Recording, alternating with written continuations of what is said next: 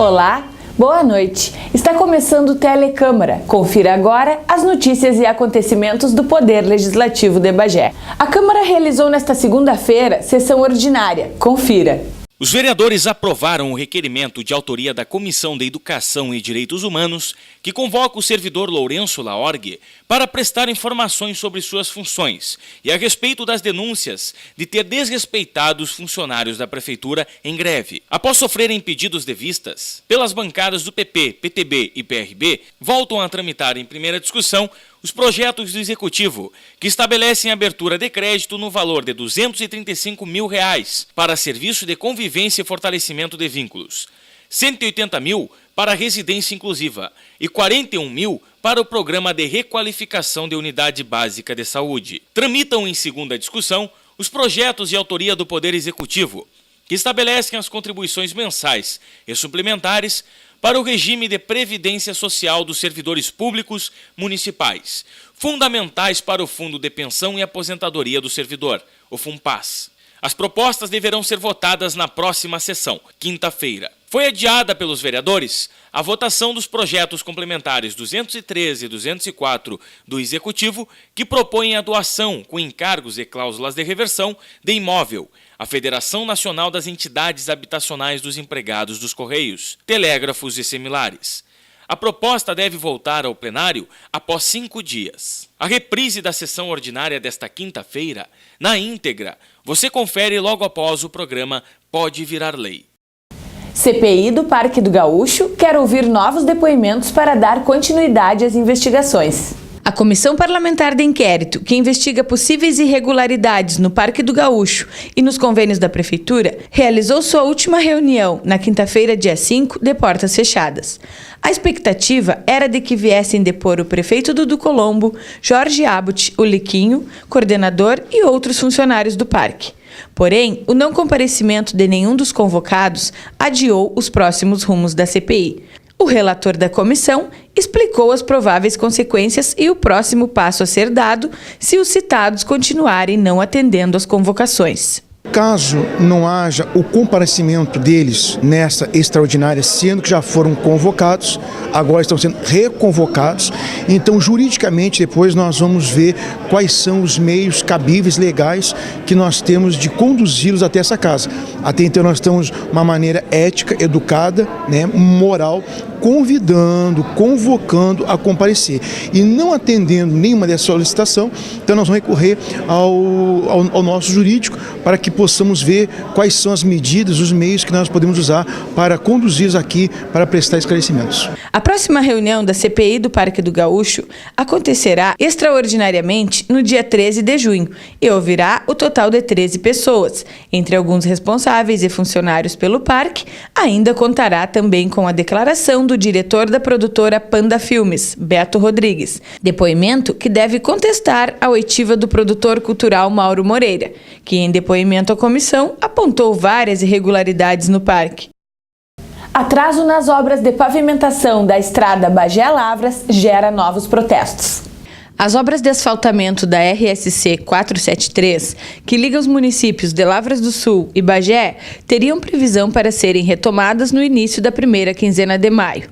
No entanto, o que se percebe no trecho a ser pavimentado ainda é pouco movimento nesse sentido. Algumas medidas de conservação da estrada para facilitar o escoamento da produção e deslocamento dos moradores foram realizadas, mas em dias de chuva, segundo os moradores da região, o tráfego se torna uma tarefa muito difícil, o que só teria uma melhora após o asfaltamento. Não, só fizeram terraplanagem, ficou aí. Agora, só que a terraplanagem eles fazem, recuperam, vem a chuva, estraga. Vem a chuva, estraga e recuperam novamente.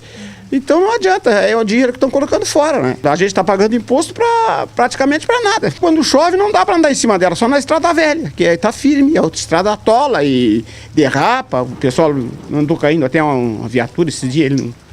Na valeta aí, não. O chefe do DAER em Bagé declarou que somente o órgão de Porto Alegre pode se manifestar a respeito. Para tentar chamar atenção para o caso, moradores organizaram um novo protesto na sexta-feira, dia 6 de junho, pedindo agilidade no procedimento da obra de asfaltamento. O asfaltamento da estrada é uma reivindicação de décadas pela comunidade. A Câmara de Vereadores também vem há anos gestionando para solucionar o problema. A falta de asfalto na estrada Bagé-Lavras traz inúmeros prejuízos para a região. O setor primário é um dos mais afetados, assim como os serviços educacionais e de saúde. A Câmara de Vereadores contratou consultoria da capital composta por profissionais com experiência em cassação de mandatos políticos. Um escritório de advocacia de Porto Alegre, especializado em cassações de mandatos políticos, foi contratado pela Câmara de Vereadores para agilizar os trabalhos da casa. O presidente Wilson Moraes afirmou que, embora o setor jurídico do Legislativo seja totalmente qualificado, corre o risco de ficar sobrecarregado. Nós resolvemos fazer a contratação desta empresa que faz essa consultoria técnica para nós aqui na Câmara de Vereadores, porque nós temos 2 procuradores da casa aqui, pessoas muito competentes, pessoas que vêm desempenhando um excelente trabalho aqui dentro da casa. Mas como nós temos 2 CPIs e provavelmente vai ser aberta mais uma CPI na casa aqui, nós temos que também ter a responsabilidade de que não passe nada despercebido.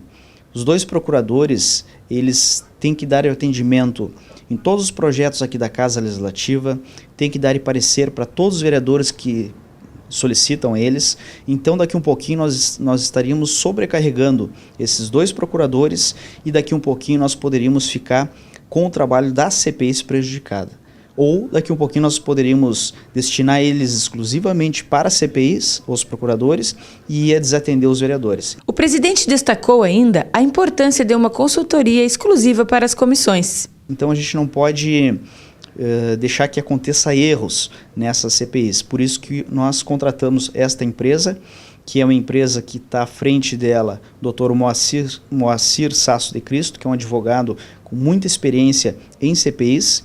Então, por isso que nós contratamos. Por quê? Porque não queremos que essa CPI dê em pizza. É uma pessoa que tem experiência, já participou de diversas CPIs, inclusive CPIs processantes, que são as que realmente caçam, né, os políticos, e ele tem uma vasta experiência nisso. Então, nós contamos com essa experiência também, pelo que os fatos que nós já temos de concreto, tanto na CPI da folha de pagamento como na CPI do Parque do Gaúcho, eu acredito que muito em breve aí nós teremos uma CPI processante, que a processante é a que caça. O contrato foi firmado em maio e terá validade de 1 ano, podendo ser prorrogado no final desse período.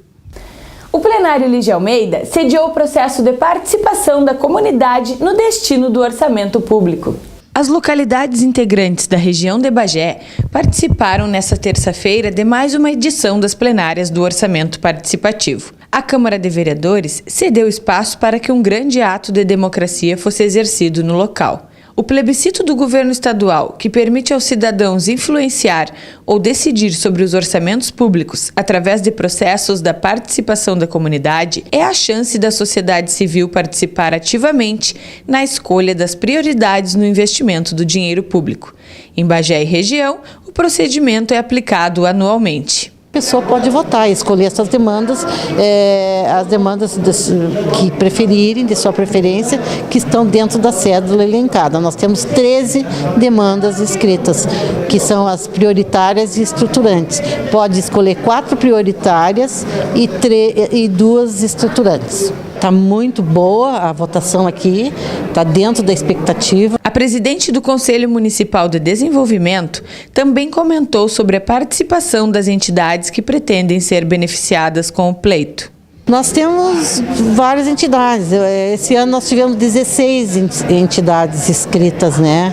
Sendo que 10 estão aí, foram as demandas eleitas, 10, e as entidades estão todas participando muito, tem muitas que são muito participativas, elas colaboram bastante, colocam seus pessoais aí para trabalhar. O coordenador regional da Participação Popular e Cidadã da região da campanha, Matheus Azevedo, esclareceu quais as cidades participantes, as formas como a comunidade pode votar, exemplificou algumas entidades já beneficiadas e ainda citou o valor aproximado já investido na região.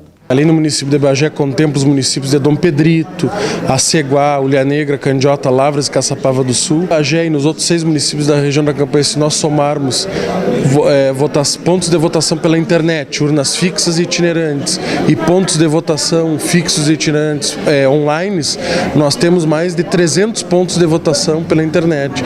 Isso é um recorde na região da campanha, né?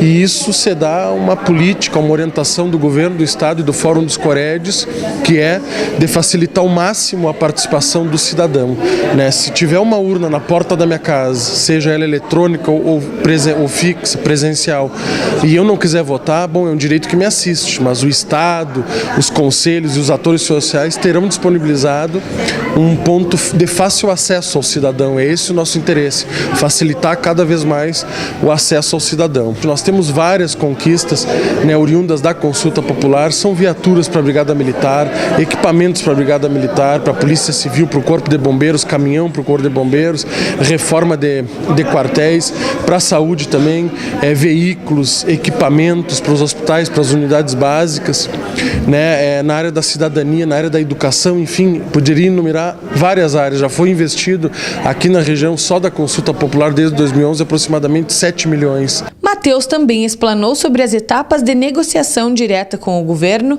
e qual a metodologia aplicada para que o orçamento participativo seja executado. Cada ano que passa, a participação de novas entidades, de novos atores sociais vem aumentando. E isso é muito gratificante. Então, isso ajuda na qualificação do debate, enfim, qualificar o processo. Então, todo ano nós começamos, em geral, um calendário. Em março, abril, a gente começa o calendário, com a primeira etapa, que é a audiência pública regional, onde todos os municípios da região se reúnem no município. Cada ano a gente faz no município para definir as 10 áreas temáticas. O governo do estado tem um caderno de diretrizes de 15, 16 áreas temáticas. Então, nessa primeira etapa se elege as 10 áreas temáticas prioritárias e uma coordenação tripartite, né, com 3 membros titulares suplentes do Coré de campanha, do governo do estado e da sociedade civil. E é feito um debate sobre a participação, é feita uma prestação de contas da nossa parte, né?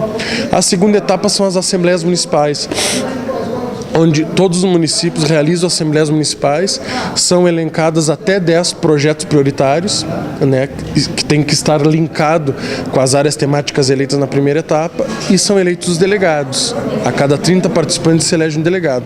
Os delegados, eles têm a responsabilidade de representar e defender as suas demandas e o seu município na terceira etapa, que é o Fórum Regional de Participação Popular e Cidadã, onde os delegados eleitos e os delegados natos, que são os presidentes dos comuns, os prefeitos e os presidentes das câmaras municipais, se reúnem e definem o quanto vai ser dentro dos 3.739.829, que é o valor destinado para a região da campanha, né? Eles definem quanto desse recurso será destinado para cada município. Os delegados do município definem que projetos irão priorizar e quanto colocarão de recurso em cada projeto, né? É feita a composição da cédula e é eleito 2 representantes regionais titulares suplentes, até chegarmos aqui na votação de prioridades, conhecida popularmente como consulta popular, que é a quarta etapa, onde os 4 projetos mais votados do campo prioritário são eleitos para serem executados no ano que vem, e os 2 projetos do segundo campo, do campo 2, que são as demandas estruturantes mais votados da região, também são eleitos para o governo analisar, né, se tem condições de realizar ou não, né. O campo 2 serve como uma espécie de plebiscito, a sociedade mostrar para o governo do estado o que ela quer a médio e longo prazo para o seu desenvolvimento econômico, social e infraestrutura, mas ele não tem valor alocado. Os recursos que têm valor garantido e alocados estão no campo 1. Né? E depois tem a quinta etapa, que é o Fórum Estadual da Participação Cidadã, onde é feito um debate sobre todo esse processo, uma avaliação. É um processo que ele não é engessado, ele está em constante formação e a opinião e a participação da sociedade é muito importante para a gente ir a cada ano qualificando esse processo. Até dia 15, por exemplo, até a metade de setembro, onde é entregue a peça orçamentária, o governo do estado entrega a peça orçamentária para os deputados na Assembleia Legislativa analisarem a peça orçamentária. E aí na peça orçamentária estão incluídas as demandas da consulta popular. Esse é todo o calendário, todo o processo. A instituição que pretenda ser beneficiada através do orçamento participativo deve estar atenta aos prazos e se mobilizar nas ações do governo estadual. O Telecâmara de hoje fica por aqui. Assista a seguir, pode virar lei. E logo após, a reprise da sessão ordinária desta segunda-feira. Obrigado pela audiência. Boa noite.